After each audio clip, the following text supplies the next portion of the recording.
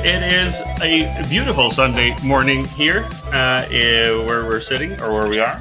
My name is Chris Mary Helpman, and this is the Wrestling Guild podcast where we talk about Impact Wrestling from GFW. With me, I have Sleeping Beauty, Nick Anderson. Sleeping Beauty. Yeah, what's up? Yeah, not much. We were supposed to do this earlier, but Nick decided to watch Pirates of the Caribbean instead. Accident. It was an accident. That's the only way you can watch Pirates of the Caribbean. Accident. So how would you rate the new Pirates of the Caribbean? I think it was a lot better than the fourth one, but I still think the third one had a lot more action to it. So I don't think it beats the third one. No. Okay. Okay. I don't. Yeah, I think I did see the third one. But I don't think I haven't seen the fourth one. Oh yeah, but you haven't missed anything, so don't even bother. Okay, I won't. Well, we're going to talk about Impact from the 7th of September 2017. How did you? This was the lowest rated Impact yet, and I can understand that. You can understand that. Oh, not really lowest. I wasn't that harsh. I mean, there were some good matches here and there. Well, when we're talking lowest rated, we're talking about how many people watched it. Oh yeah. Not in rate. I mean, in viewership. No, obvious. Yeah. But I'm shocked if that's the way. I mean, that's so. I mean, why are not people watching this episode? I mean, I could complain on some other episodes that were so boring, and I wouldn't recommend people to watch those episodes. But this episode wasn't that bad. I mean, I think last week Impact had a low rating because of the hurricane, and I guess they were having a special report on like the Weather Channel at the same time. So the setup for this episode was probably missed by several people. I don't think that anybody would have turned on the TV to watch Impact, seen the opening match, Trevor Lee, Caleb Conley versus Petey Williams and Sanjay Dutt, and said, "I'm not watching this crap anymore." I mean, because that was a good match. I think it was people not turning it on to begin with. Yeah, from the beginning. I guess, yeah. True. But I thought this was a decent episode. I liked it. It was better than the episode before. Even though I didn't think that we were getting... This seemed like a little bit of like a kind of resolution episode. I mean, they kind of like ended a couple of things that they had built up last week. But we'll get into it. We start out with Trevor Lee and Caleb Conley versus Petey Williams and Sanjay Dutt. It was for the first time in a while we had a match up right away. How did you think? What did you think? I think Petey Williams and Sanjay Dutt, they make a great team. And you have Trevor and Caleb. I mean, they're good friends because they come from the same state, right? Something like that. They're good. They're all buddies. So yeah, I mean, I think it was a great match. He had great moves, from Sanjay Dutt. Sanjay Dutt really gave like 100%. He was really pissed off. Petey Williams, I'm really impressed by his moves. I didn't, this is the first time for me seeing him in that. So I am really, really impressed by his moves in Impact Wrestling. Yeah. Yeah, no, I like this match too. I think it was really good way to start it out. Some X Division stars going toe to toe with each other. I thought it was well done. Dutt and Williams win with a Canadian Destroyer big splash combo, and it is. Yeah, it was interesting. This kind of I don't know if this ends any feud. It doesn't if it ends the feud between Williams and Conley, or if because it didn't end the feud between Dutt and Lee, because there was going to be a Falls Count Anywhere match between Trevor Lee and Sanjay Dutt for the for the X Division title next week, I think. Yeah, correct. Next week. Yeah, we had Jim Cornette, right? Yeah. And then we move on to LAX for the first time in a long time. Yeah, finally. And they're up against the jobber team of John Bolin and Zachary Wentz. Mm-hmm. I mean, personally, I really don't like when good teams, good tag teams, go against jobbers, because you know who's going to win. And in this case, I mean, yeah, LAX won. Obviously, they wrecked them. They did really good moves, and the jobbers team obviously got fucked. I mean, yeah, well,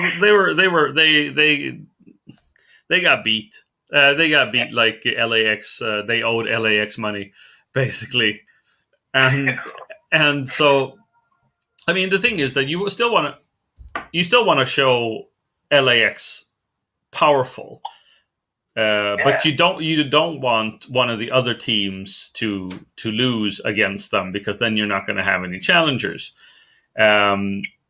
And Falaba and Mario Bokara are a credible team, but you can't have them losing again. So I don't know. You mean there was nobody really to put in with LAX. These jobbers, they didn't get any offense, so there was you didn't really get to show.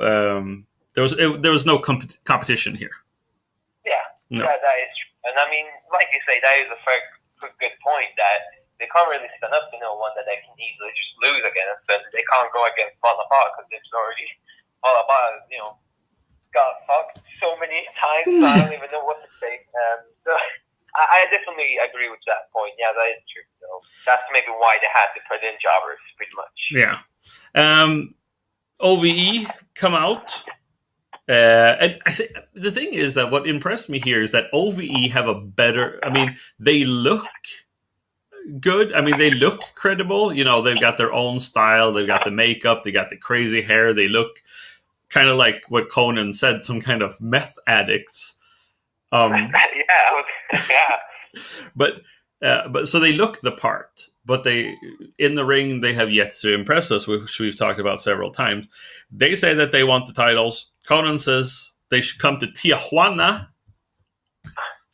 for some Mexican food. No, Well, he basically, we're saying, come at us, we're good to go. We'll beat the fuck out of you. You guys are gonna get wrecked anyways, and you're trying to show how big you are here in the ring. But I mean, here when you're talking to us, but when you're in the ring, you're gonna get beaten up. Yeah. So they accepted. So next week, OVE are going to Tijuana, Mexico, to the Crash promotion, which is Conan's promotion, to challenge for the Impact Tag Team titles. I think that was interesting. I think that was well done. It also shows Impact's kind of globalness. True, but I mean, I don't know, OVE, they have some balls going against LAX. I mean, I don't know about that. I wish them the best of luck. But the thing is that right now that there aren't any other teams. I mean, you have Garza Jr. And the Laredo Kid, and Reno Scum hasn't returned yet. So I mean, there aren't that many actual tag teams. Oh, the Veterans of War, but they've lost a couple of times too. Yeah, that is a great point. There isn't that many tag teams overall. No. Anyway, next we have we jump into the next match, which is Taryn Terrell and Sienna versus Gail Kim and Ali. How did you like this match? I would say Kim did a very good job, and I'm not obviously shocked by that because she is really good overall. I mean, she's like the first one to take the title and whatnot. And Ali was actually beating Sienna for a moment there in the match, and I was really impressed by Ali that she has been improving herself a lot. Yeah. When she can step up to Sienna, who's really, really good and actually beats a lot of wrestlers. Yeah. Here, KM obviously gets involved.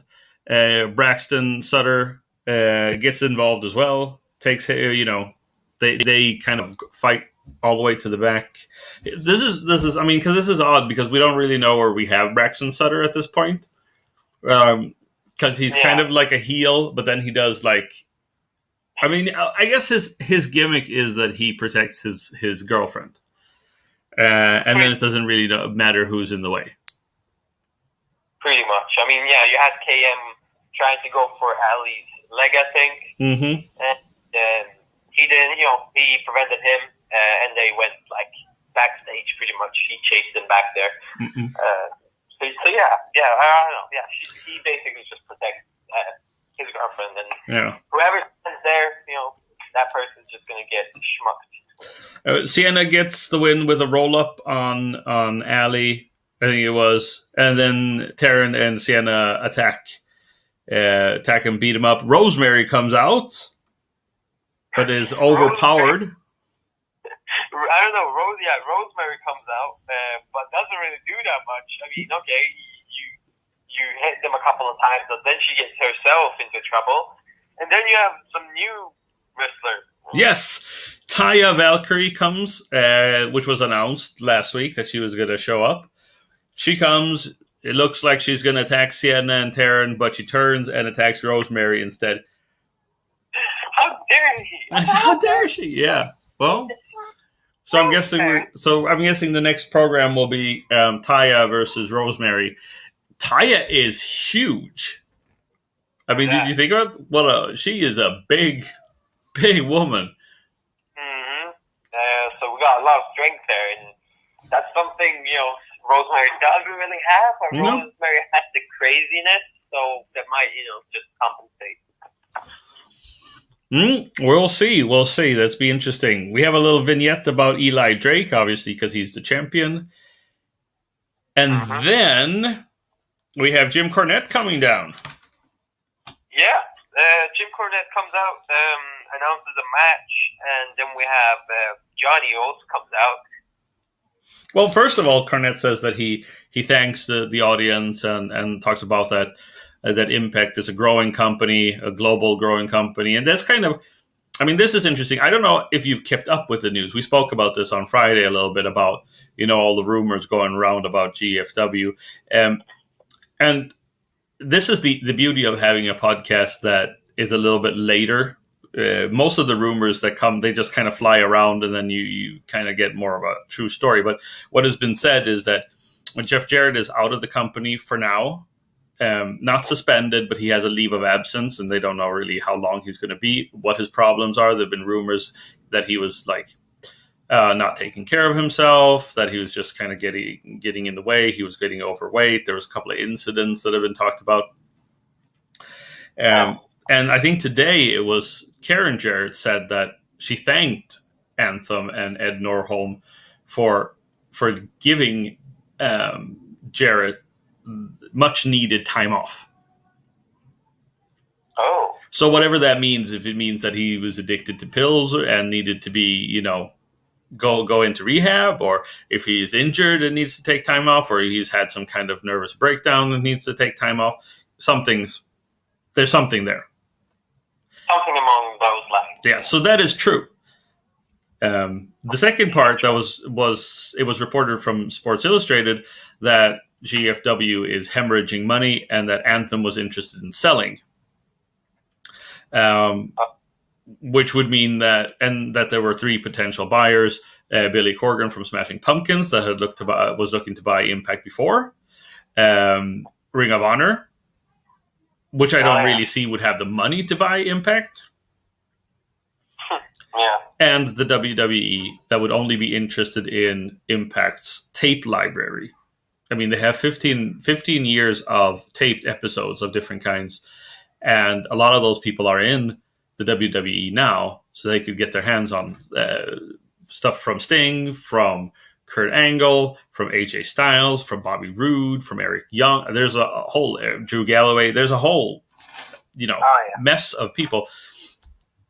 But then people from GFW have been coming out and saying like, why this is just all bull crap, and even there has been reports from other places that people have apologized for giving out the wrong information. I haven't seen that anywhere. Any apologies?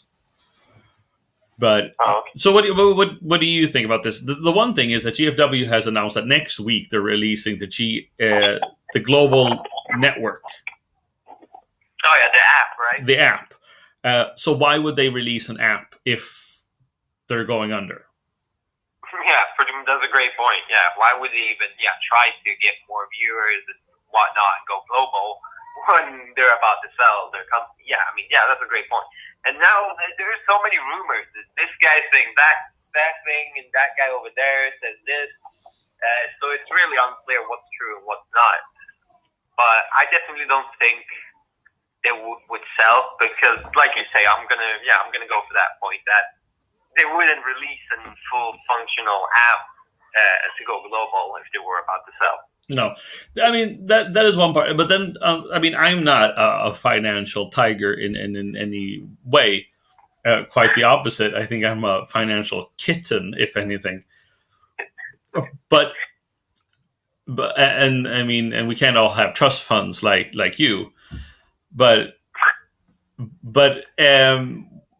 I mean, I guess you could. There could be a point that if they release the app, that would give the company more value. Yeah, great point. Yeah, that could be the case as well. That they will just try to get the value up. Yeah. But would they actually spend their time on a good app when they're about to sell the whole thing? I mean, yeah. Really unclear. I don't know. We'll have to see. But the thing is, as a Impact fan, there's always like every year or every other year, there's always rumors about them selling, they're losing money, they're not paying their talents and stuff like that. So I don't know what's really true. We'll just have to see what happens and take everything with a grain of salt. Pretty much. Yeah. Anyway, so that being said. Cornette said that there's a lot of talent there. They compete. He says that he thinks that Matt Sydal is going to win the night. Mm-hmm. Then that's what Johnny Impact comes in. And what does he say? Well, Johnny Impact pretty much wants to meet the winner and compete with that person. And just wants to go for the winner pretty much. But you have someone else coming out. Yeah. Low Key comes down and says that, I mean, he's the one that's next in line for a title shot.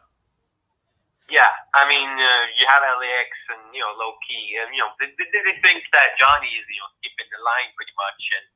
And what happened to Low Key? Haven't you seen what Low Key have done and whatnot? And, I mean...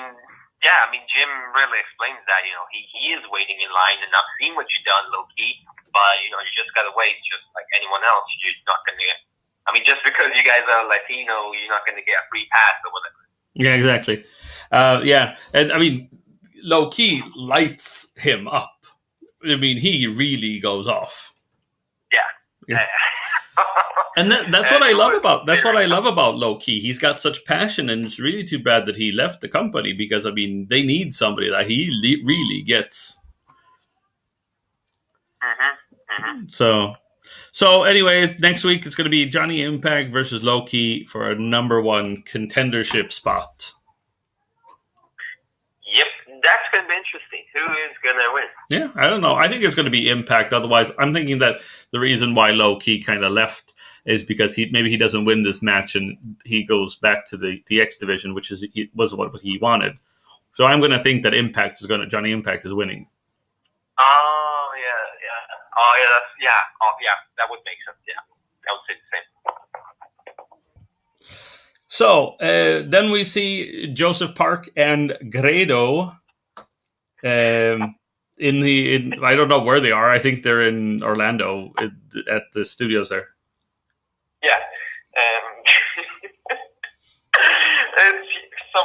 From the previous episode, like we saw in the previous episode, that she is not American. No, she's Canadian. Yeah, and that's when the major problem comes in. That if he marries her, he's still not going to be able to stay in America. No. So Grado has to. He has to break up with Laurel. Yeah. And he does, and she goes crazy again. She goes back to crazy. Mental. Huh? She goes mental, yeah. Yeah, crazy, mental. This is not over. I mark my words. I swear to God. This is not over. Yeah. Interesting.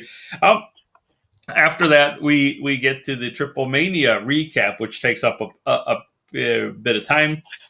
So the ones who were at Triplemania was DJZ, Andrew Everett, Moose, and Lashley. They talk about Johnny Impact. So we'll start with that. I would have liked that maybe they could have actually shown the matches. I mean, yeah. I don't know how much time it took up. Like 10 minutes. Yeah. And they didn't show. I mean, they said, because they were talking on social media that watch the return of DJZ, after his injury. But I mean, we didn't really see much of DJZ's match. Great promoting their Impact. Great job. I mean, what do you think about the promotion as a whole? I mean, I don't know. This is where my dislike comes in, because I think a promotion could be max 5 minutes, because after 5, 7, 8 minutes, you start to get bored. Yeah, but I would have liked to see them actually show like a match instead from Triplemania. I mean, here instead they talk about like DJZ coming back. They talk about his backstory. I don't know if you know, but I mean, DJZ several months ago was injured in the Crash promotion. Fighting Laredo Kid. Laredo Kid hit him with like a splash and busted his colon, which is basically his lower intestines, and he almost died. Damn. So I mean, you gotta like that he came back, but and then you have and then they showed Moose and Lashley, kind of like how Moose and Lashley are actually friends, and then they wrestled, and they were in like a gauntlet match, and the same thing happened as in Gauntlet for the Gold, where Moose drop kicked Lashley out of the ring. Yeah. And then Lashley said that Lambert was right, so he's just like, screw this stuff. So it's like makes it sound like Lashley's not going to wrestle anymore. Pretty much, yeah. That's pretty much what it looks like. Yeah. Sadly. And then they kind of promoted Johnny Impact, and then they talked about the Rosemary and Sexy Star incident, where Rosemary got her arm popped by Sexy Star. Yeah. So. I would say the same. It would even be better if they could just show a match from Triplemania than taking up 10 minutes of talk. Yeah. Agree with that. Yeah. And then more of this stuff, and this could be why maybe the show wasn't that much to write home about, because then we had a Desmond Xavier vignette, we had a vignette for Pagano, and the thing is that if you've seen these vignettes on YouTube, which you can, then they're just repeats of what you've already seen. You've got to have. I feel like you've got to have stuff on YouTube or social media that you can't see anywhere else. I don't think you should repeat it. You should be able to watch the YouTube parts as a complement to the show, and not have the YouTube parts on the show, because then they're redundant. Have stuff on the show that you can't miss. If you miss them on the show, then you've missed them. Yeah. That is a good point. I mean, like you say, if you go on YouTube, that should be just a separate part from the episode itself. So yeah, I agree with you. Yeah, and then we have the Pagano vignette. We have a vignette where talking about Eddie Edwards winning the GHC championship, which congratulations to him. Yeah. And then we have a Garza Jr. vignette, which makes me believe that we're going to be probably seeing like a singles run for Garza Jr. Yeah, he was going by himself this time. He was talking for himself. There wasn't no. So maybe we'll see a Garza Jr. Braxton Sutter program. That wouldn't be too bad. That could work. Yeah, that could work. Wow. And then your favorite, your boy, Richard Justice, is backstage. God damn it. Yeah, he was in the promotion as well. I don't know what to say. Is there anything to say about He him? needs to be. He needs to stand by. He needs to be there. He's got good work ethic. What can you say? You could probably take a tip from him. It's so sad. He's like in the back there waiting episode for something to happen, and when something happens, it's like once a month. So it's like, I don't know. A for effort for him. Yeah. A Matt Sydal promo, and then into the GFW Global Championship match, the main event: Sydal versus Eli Drake. How did you like this? Wow, that's how I described the match. It was great. I liked it. I could definitely watch this again. Both did their very, very best. It was an intense match. A lot of kicks, a lot of jumps, a lot of locks on the head, like headlocks and whatnot, and a lot of pins. And it was. I really, really liked it. Yeah, I agree. It was a really good match. They got to showcase what they. Matt Sydal is so good that, and I think Eli Drake is good too. He's very good. The only thing is that sometimes it feels like when Eli Drake maybe wrestles somebody who isn't on his level, a lot of the stuff that he does can look a little botched, that they make mistakes. But that, I think, has to do with more with the person that Eli Drake is facing. Matt Sydal is so good that he can take it on. And that's the great part as well. So, like you say, yeah, Eli Drake sometimes meets people that are not on his level. But in this match, I would say they were, pretty much on the same level. I mean, Matt Sydal has improved himself from 0 to 100. Personally, when I saw Matt Sydal from the beginning, he wasn't really the best wrestler. But then after a couple of episodes, wow, he's been improving himself. Wow. Yeah, well, Eli Drake gains the advantage from some interference by Chris Adonis, obviously. He hits the gravy train. He knocks Sydal over the head with the belt, and then he hits the gravy train, and he wins, and he retains. I don't know. I'm pretty pissed. I don't like when people cheat like that. They need to be fair. You have Chris Adonis out there. He's so desperate. He doesn't really know what to do. He knows that Matt Sydal might even actually win over Eli Drake. So he tries everything. He tries to distract the referee with the chair. He gives the belt to Eli Drake and all this. Yeah, I don't know. But it is what it is. It is what it is. It is what it is. Anyway, so how would you rate this Impact? I mean, I'm gonna be pretty. I'm gonna be a hater, but I'll say. Sorry to say, I would say a C plus. Okay, yeah, I give it a C. I give it the plus because of the matches were good, but the Impact itself was kind of like you could miss it without any issues. Through that, and it was kind of short. And this Triplemania took up 10 minutes, so it made the whole show very short. Yeah. I don't know. Yeah, C plus. C plus. Okay, well, Nick, I hope you have a pleasant rest of the day and get yourself a well-deserved nap. You can follow us. Well, now you can follow us on YouTube as well, if you'd like. You find us on YouTube, on SoundCloud, on Stitcher. Follow us on Facebook, on Twitter, on Instagram. You can send us a letter if you like in the post. Maybe. Maybe. I don't know. A fax. Send us a fax. Send us some candy, please. Some candy. Nick needs some candy to stay awake. Anyway, for Nick Anderson, my name is Chris Mary Holtzman, and we'll see you next week on the Wrestling Guild.